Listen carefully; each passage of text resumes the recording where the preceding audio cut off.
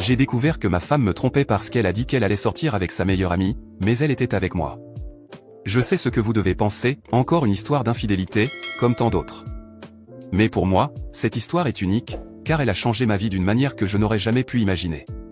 Avant d'entrer dans les détails de ce qui s'est passé, je dois expliquer à quoi ressemblait mon mariage avec Clara et pourquoi, dans ma tête, ce que je faisais était justifiable, alors que ce qu'elle a fait était impardonnable. Clara et moi nous sommes rencontrés il y a environ 10 ans lors d'une fête entre amis communs. Elle était tout ce que je pouvais demander, belle, intelligente et, surtout, indépendante. Elle n'était pas du genre à demander une attention constante, mais quand nous étions ensemble, c'était comme si le reste du monde disparaissait. Elle avait cette énergie qui te donnait envie de devenir meilleur rien que pour être à sa hauteur. Les premières années, notre mariage était ce que beaucoup qualifieraient de parfait. Clara était une partenaire à tous points de vue, elle soutenait mes décisions, m'encourageait dans mon travail et, dès qu'elle le pouvait, rendait notre vie plus légère. Mais avec le temps, les choses ont commencé à changer. Ce n'était pas soudain, mais petit à petit, l'étincelle s'est estompée.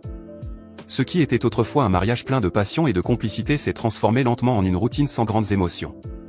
Moi, comme tout homme, j'avais mes besoins. Clara, en revanche, semblait de moins en moins intéressée.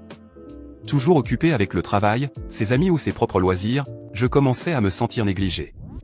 Je ne dis pas que cela justifie ce que j'ai fait, mais je veux que vous compreniez le contexte. C'est dans ce vide qu'Amanda est entrée. Amanda, la meilleure amie de Clara, faisait pratiquement partie de notre famille. Elle était présente aux anniversaires, aux fêtes et même lors de nos voyages. Elle avait toujours été proche de Clara, mais avec le temps, j'ai remarqué qu'elle semblait plus intéressée par moi qu'elle ne l'aurait dû.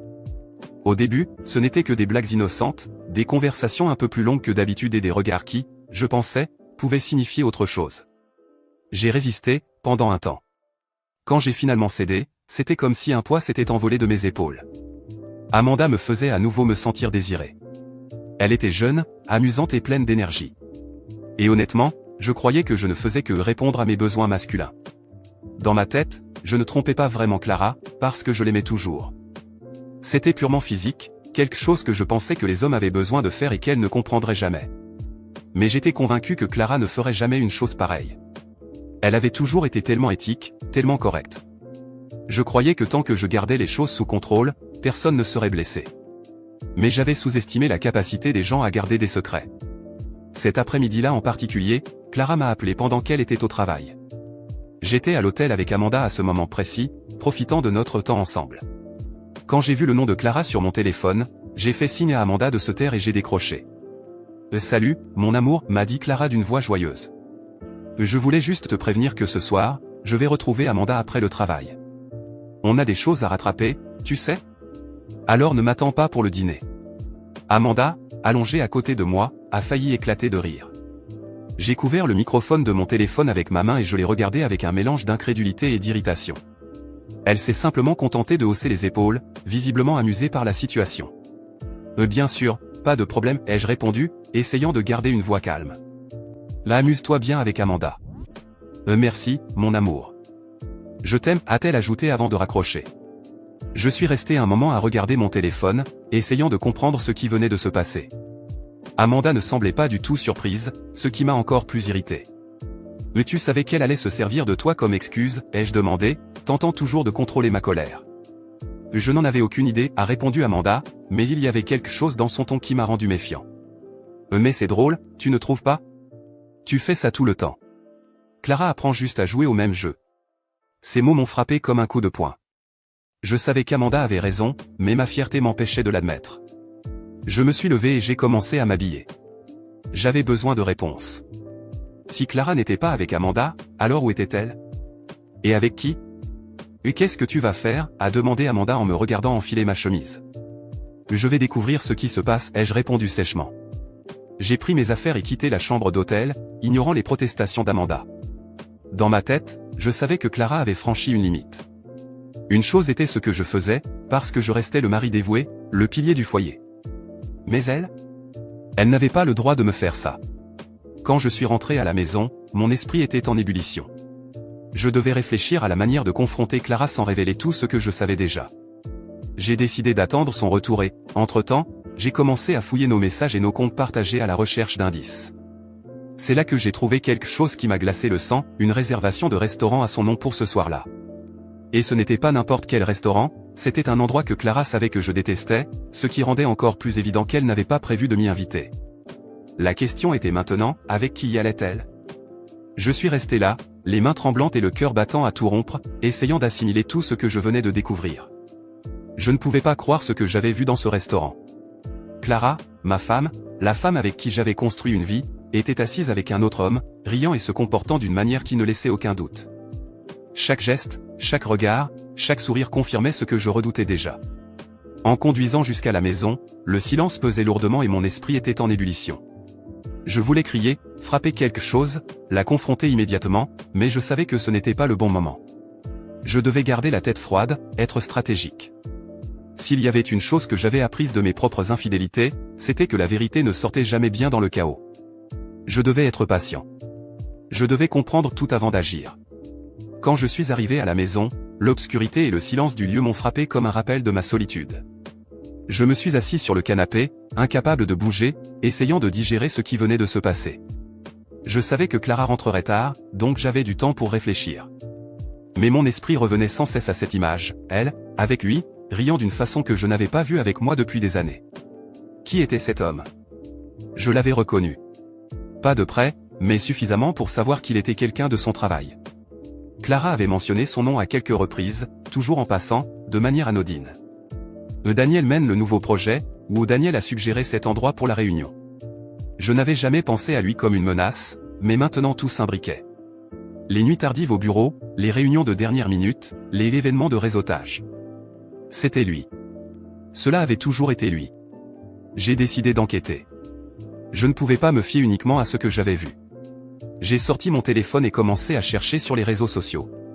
J'ai trouvé son profil assez facilement. Daniel Martinez. Sa photo de profil montrait un homme sûr de lui, souriant, avec l'air de quelqu'un qui savait exactement ce qu'il voulait et comment l'obtenir.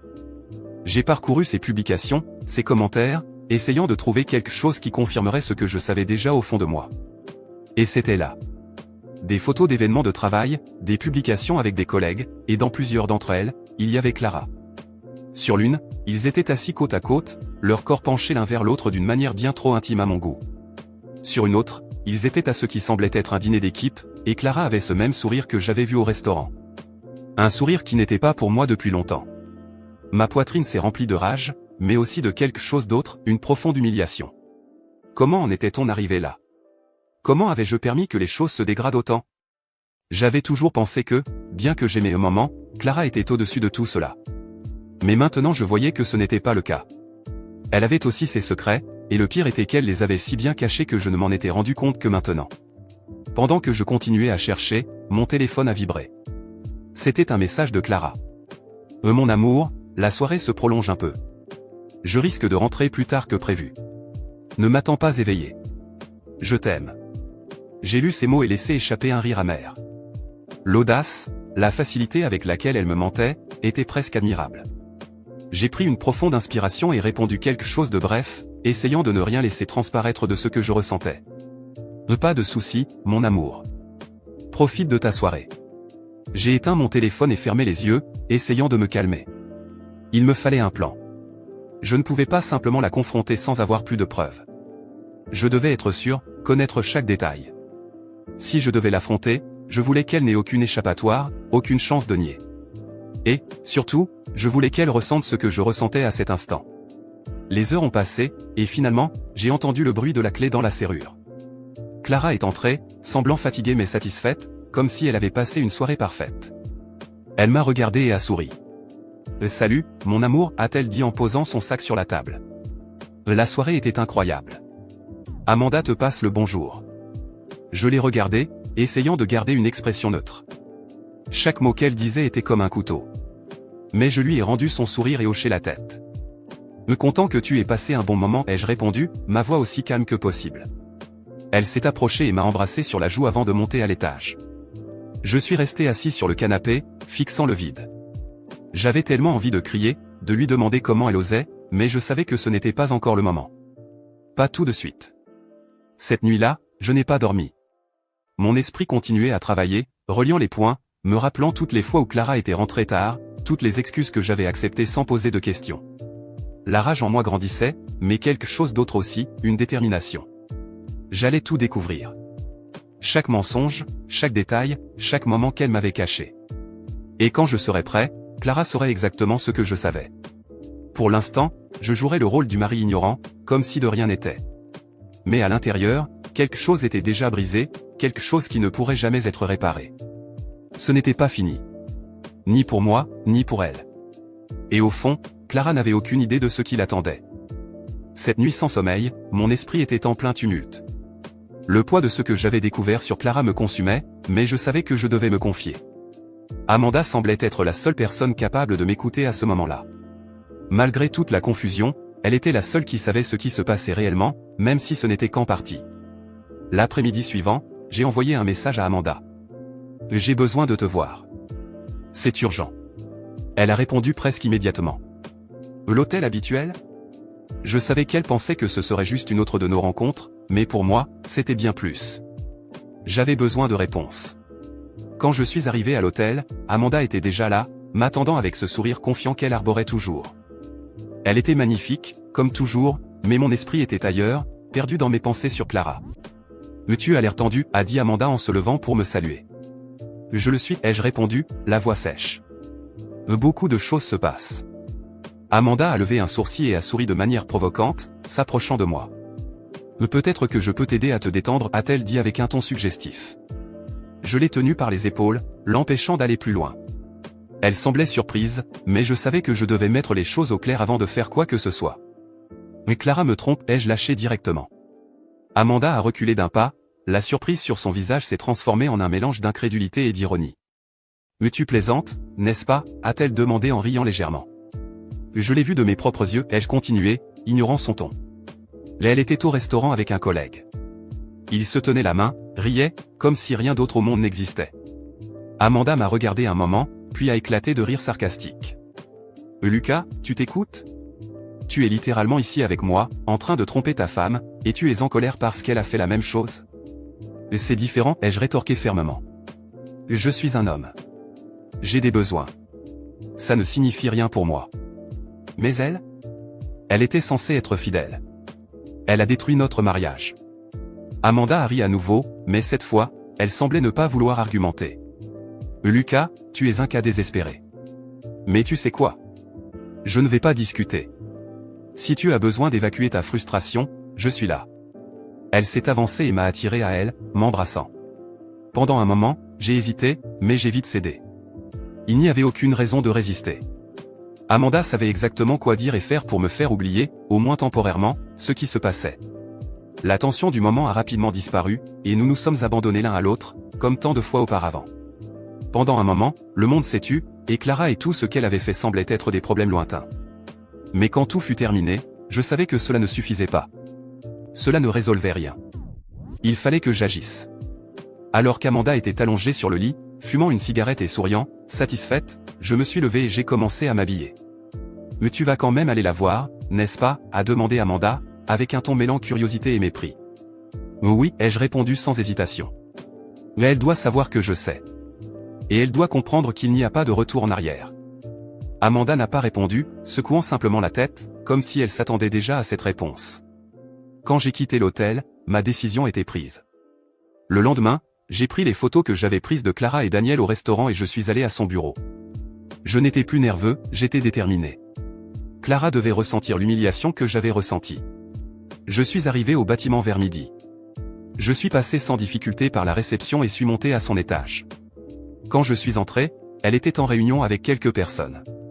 J'ai frappé fort à la porte, interrompant la conversation. Tous les regards se sont tournés vers moi, y compris le sien. « Lucas ?